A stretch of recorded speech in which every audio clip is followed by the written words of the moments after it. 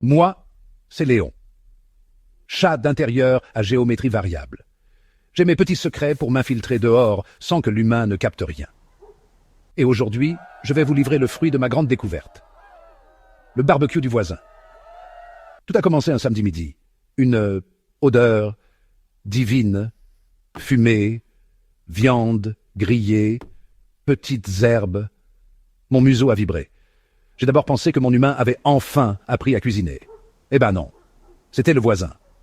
L'autre bipède qui passe son temps en short et qui croit que mettre du paprika fait de lui un chef. Alors j'ai observé. Planqué sous la haie, camouflé, silencieux, un félin en mission. Et là, j'ai compris. Pas besoin de sauter sur la grille, ni de risquer une moustache dans les flammes. La clé, c'est le regard.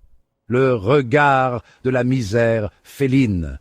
Un petit miaulement cassé, les oreilles un peu tombantes, et surtout, fixer le steak comme si c'était le dernier repas avant la fin du monde. Et là, magie, les crevettes sont tombées, parfois même des brochettes toutes entières, et une fois un pilon de poulet qu'ils ont cru avoir laissé tomber par accident. Oh non, cher voisin, c'était l'œuvre d'un stratège.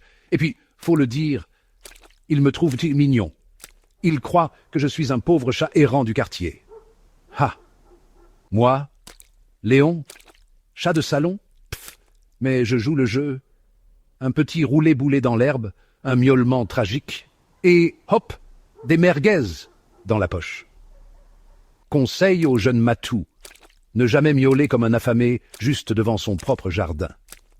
Ça casse la crédibilité. Toujours avoir l'air un peu maigre, même si vous venez de finir une gamelle de croquettes premium. Et surtout, ne pas revenir trop souvent, sinon ils finissent par se douter de quelque chose. Voilà. Voler sans voler, manipuler sans toucher, c'est ça l'élégance féline. Bon, je vous laisse. J'ai vu qu'ils sortaient les chipolatas. Léon, voleur gourmet, manipulateur de voisins et champion du regard suppliant.